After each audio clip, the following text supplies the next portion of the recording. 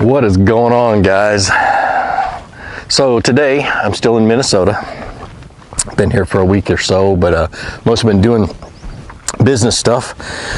But I get to fish today, and I was going to go on Mille Lacs, but it's supposed to blow, 10 to 15 miles an hour, and Mille Lacs gets pretty dangerous when it blows like that. So I'm on some random lake in the middle of nowhere. And the thing I love about Minnesota is that if it's bad weather on one lake, you can go to another one. And so we're gonna have a whole lot of fun on this one. I'm not sure what I'm gonna do. I'm just gonna go fishing, go see if I can't figure them out. I don't even know the name of this place. But anyway, stay tuned. We'll see what happens.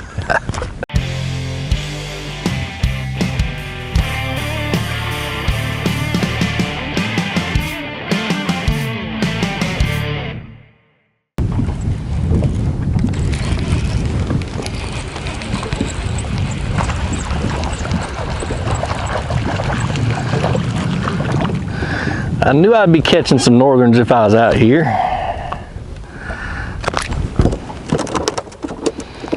I caught one. Come here, little guy. I gotcha.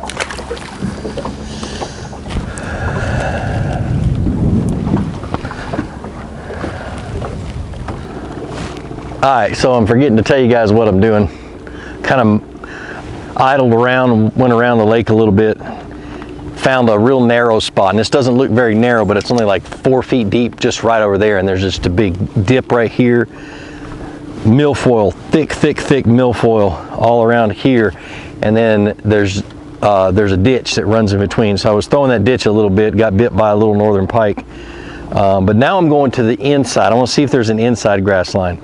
It's obviously a hard break on the outside grass line, but it's early in the morning. My thought is that the bass are shallow. If there's an inside grass line, then that's great. And what I mean by that is a spot between the bank and where the grass starts to grow that doesn't have hardly any grass in it. It can have a little bit, but just an inside grass line, a grass line that starts a little bit deeper than what the bank is. And the bass will get in there all night long and feed.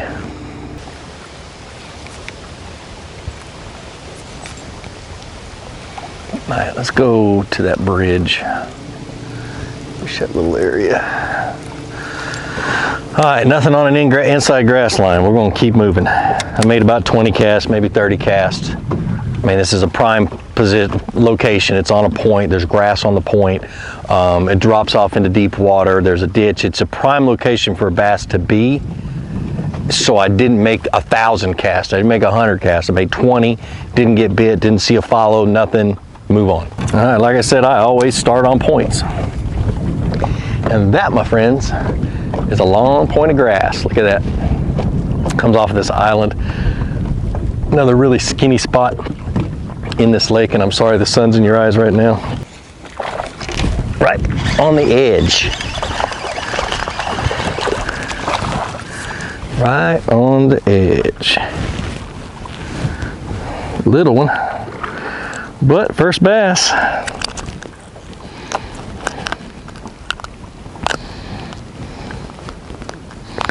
Come on. First bass. Better mark that one. Awesome. There we go. There we go. Just had to get further down to the bottom, I guess.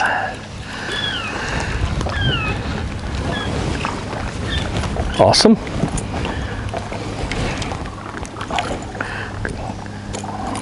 We got a little bitty chunky fish. Sweet. All right, so let me turn it around and show you where I'm at. I went to the bridge that's in between the two lakes. Throw up underneath there, let it sink down to the bottom, then slowly reel this spinnerbait and got hammered. I bet you there's more in there. A lot of current pushing through here. I mean, it's one of those ideal spots. Not gonna be grass growing underneath there because of there's no sun. Awesome.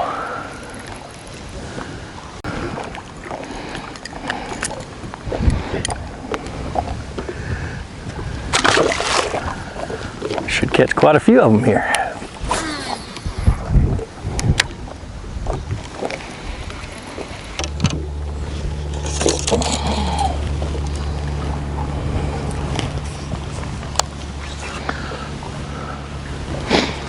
Got a little zoom Z-craw. I got the tails dipped in some methylate JJ's Magic.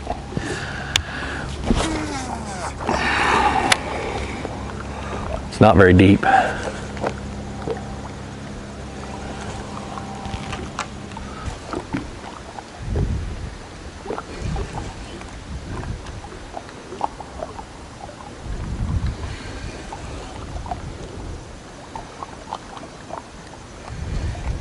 There's one.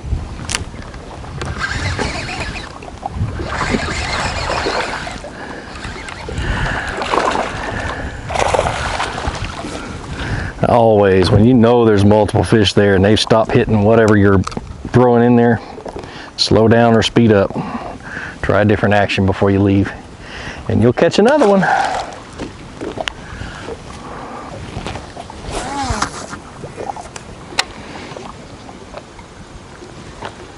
There's another one.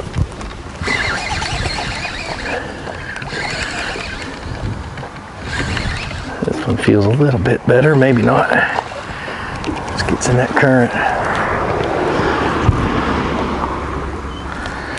Sweet. Not bad.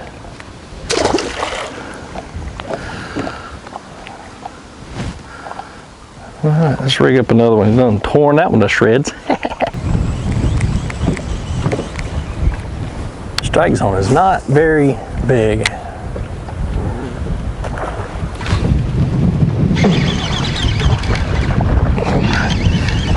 Like I said, it doesn't seem like their strike zone is very big. I had to get that one right on the edge.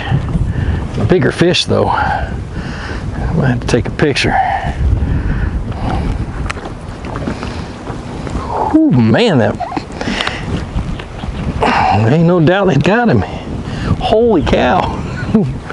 This is only my second fish on the new 13 fishing frog.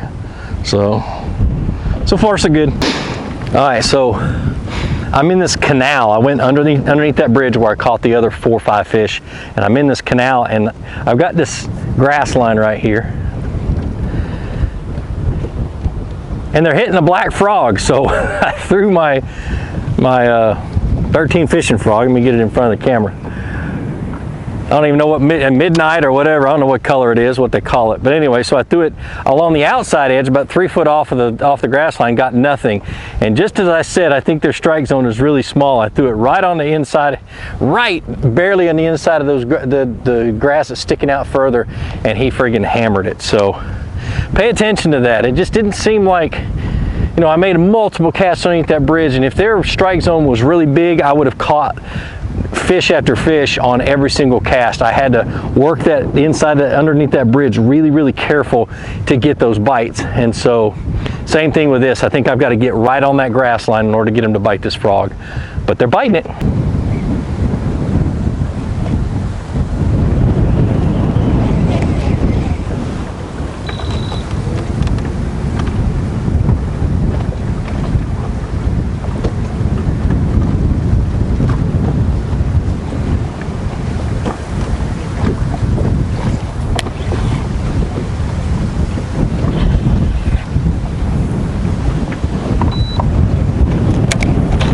I wasn't sure if that was a bite or not.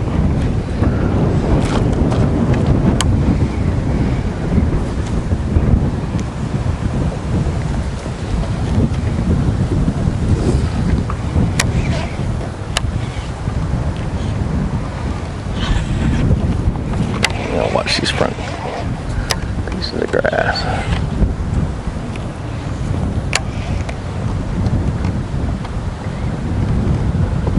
That was.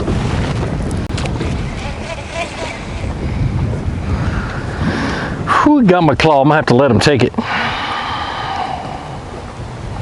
So he was under a mat.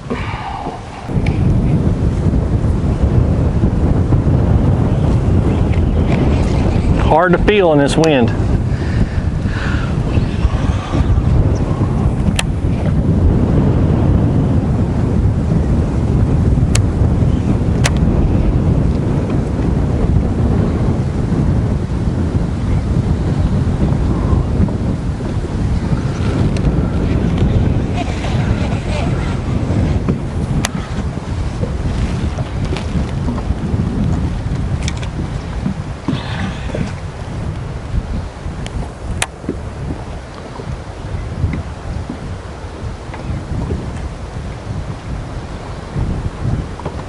There's one.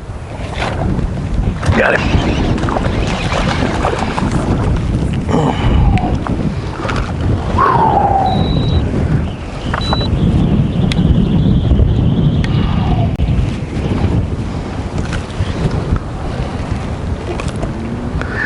Stop biting.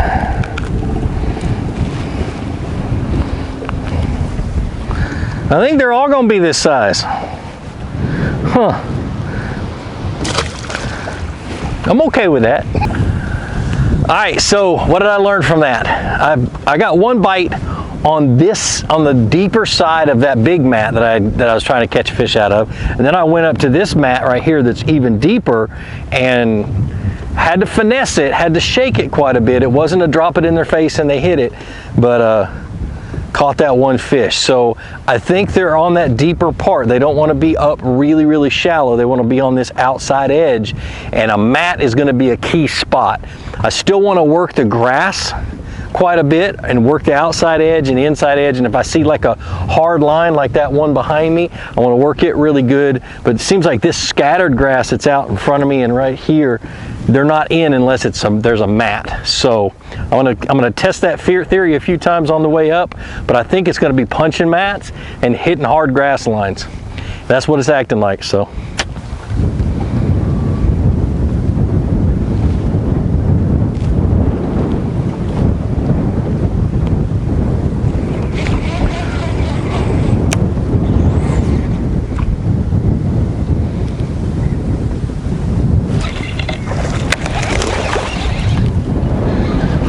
Oh, toothy critter.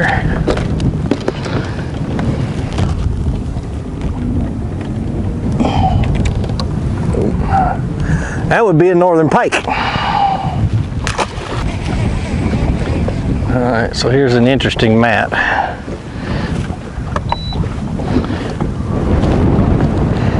It's got shallow water under it, but it's got lily pads around it too, and those lily pads have been there longer, and the lily pads tend to keep the grass from growing up inside.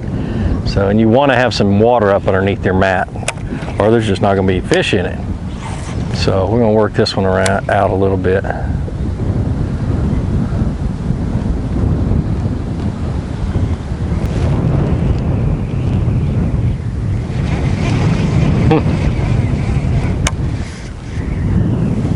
Alright,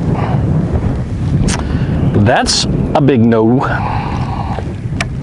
Ain't nothing. Alright, so I've spent most of the day milling around to the other side of the lake, and I finally started thinking like I would think if I was down in Florida. And when I'm in Florida and it's windy and the water gets all murky and muddy, I go try to find the clearest water I can. So I came up to the not so windy side of the lake and got way back in this thick stuff and found some clean water, or cleaner water. And I'm gonna spend a while in this cleaner water, just kind of looking around, and I'm just gonna be fishing like different things. I'll fish the rice grass once and the lily pads, and if I see something different that stands out, then I'm gonna fish it too. So I'm just gonna kind of mill around here. Fish thick, fish thin, fish everything. But the thing is we've got cleaner water. And it's a little bit easier to move around without the wind, so. Pretty crazy.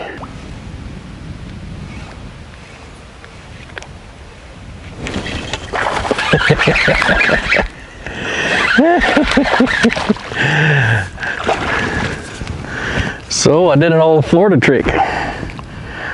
A weedless swim bait. Slowly reeled through the grass. It's nice to have figured something out.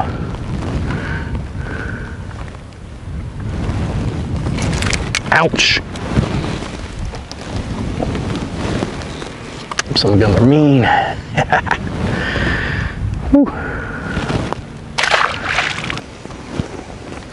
So what I'm doing is I'm just using the swim bait like it's a buzz frog and just kind of slowly reeling it across the surface. Excuse me.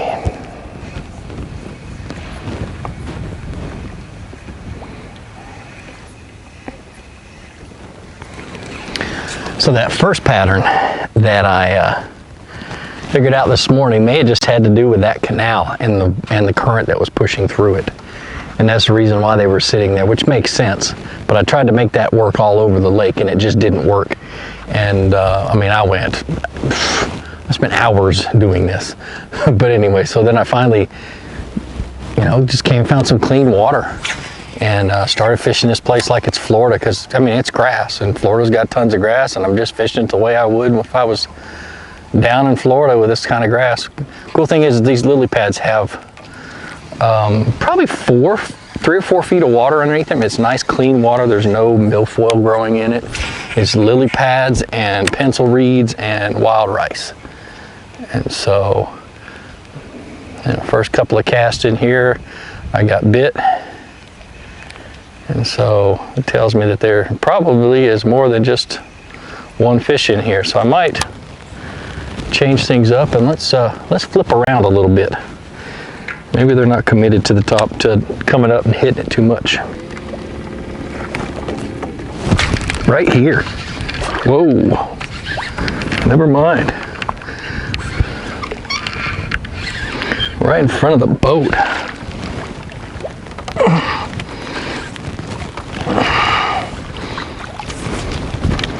Dude, these are bigger fish. Huh. Look at that one. Ah, that's what I'm talking about.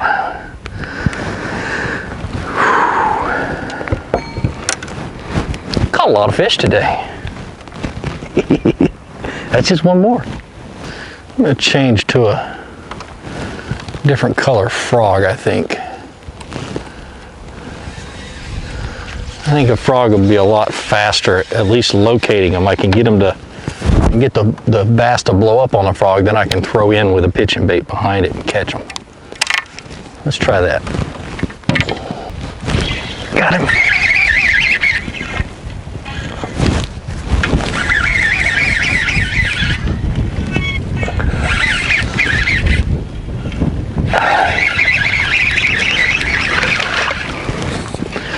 Maybe I'll just stick to the swim bait and stop being so stinking hard-headed. Little one. He's a bass. Awesome.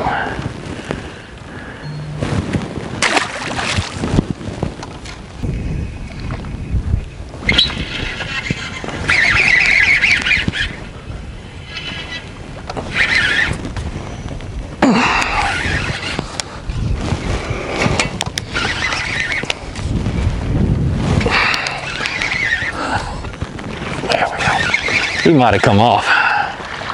Yep. Hard to get him out of this stuff. Nope, he's still on there, just little. Here, fishy, fishy. Where you at?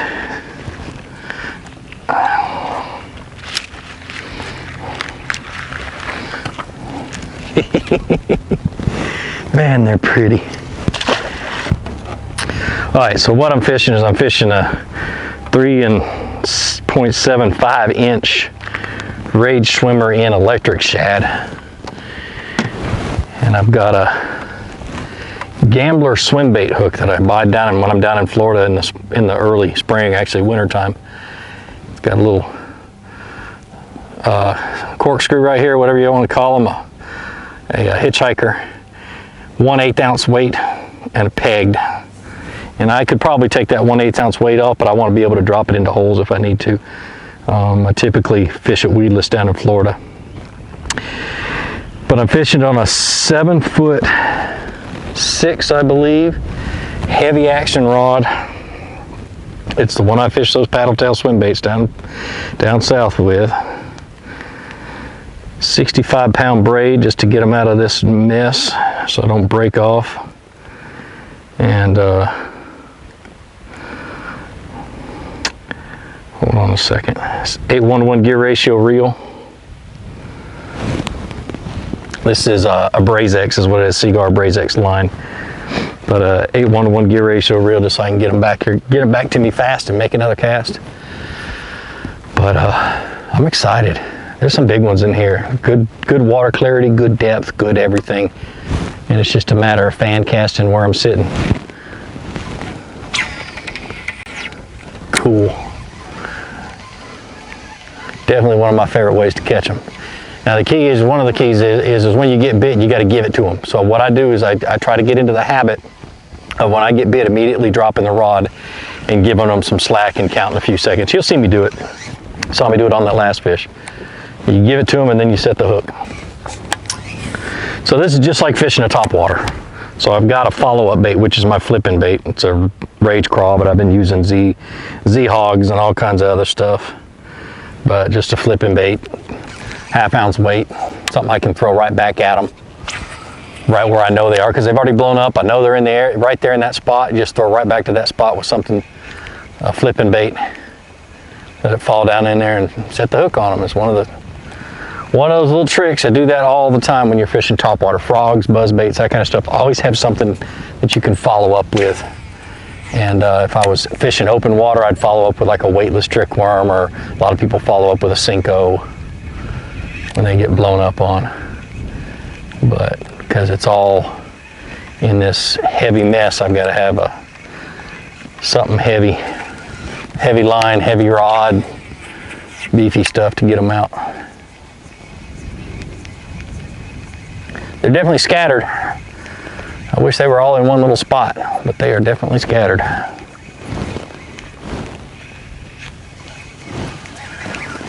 There's a mat right in the middle of all this stuff. I'm going to go flip here in just a second.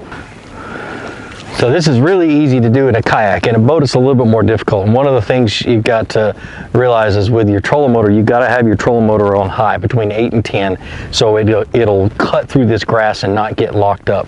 This being wild rice, it still is going to get wrapped up on there and lock your prop down. So every once in a while, you're going to have to lift it out of the water and rip a lot of that grass off and get it back to working again. But just run it on high, so it'll cut its way through the grass. Oh, there's one. Did you get it? Yep. Oh, he didn't. He almost had it.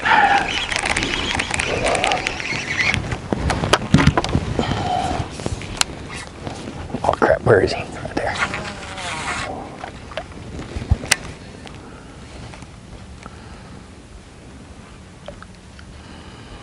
I think that's where he was. I don't know. I'm close. Wasn't a very big one. Don't take your eye off the ball. That's what I did. Yep, that time I got him. Oh, there's a big one. So we'll talk about a follow-up bait.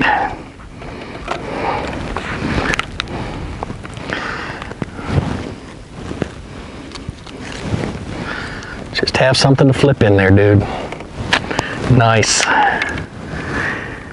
Oh, these suckers are mean. Mean.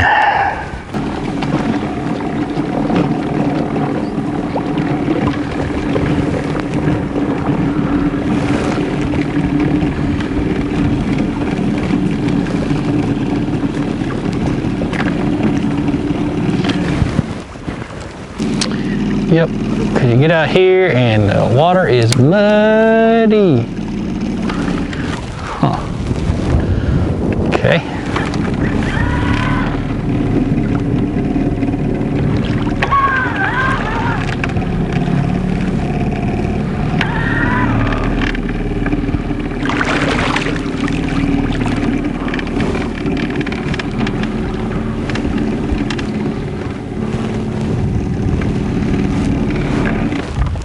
Look how much muddier the water is out here. See that? That is why the fish are up in there, because they don't want to be out here. All right, let's go find another spot like that. I was not expecting that one. That one hit it right at the end of the cast. Oh my gosh, that was awesome. Oh. So as soon as I got into the cleaner water without that other kind of weed that's underwater, the subsurface weed, and I don't know what it wasn't milfoil, but As soon as I got in there, he bit, and he right there. That's crazy.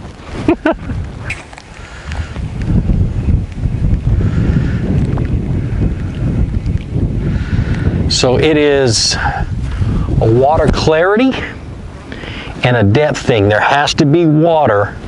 There has to be a depth of water. It can't have that type of weed in it, or any type of weed filling up the cavity underneath these lily pads. I don't even think it has to do with the lily pads, but it just so happens that I think the lily pads is what keeps the grass from growing up underneath them. So, but it's definitely a water clarity thing. There is no doubt.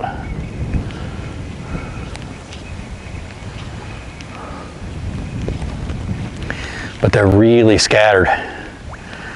You know, typically you get into an area like this and you catch them like that. And there's a bunch of them in the area, but there's not. I mean, there's still quite a few though. Oh, I think I just scared the crap out of a fish. That was weird.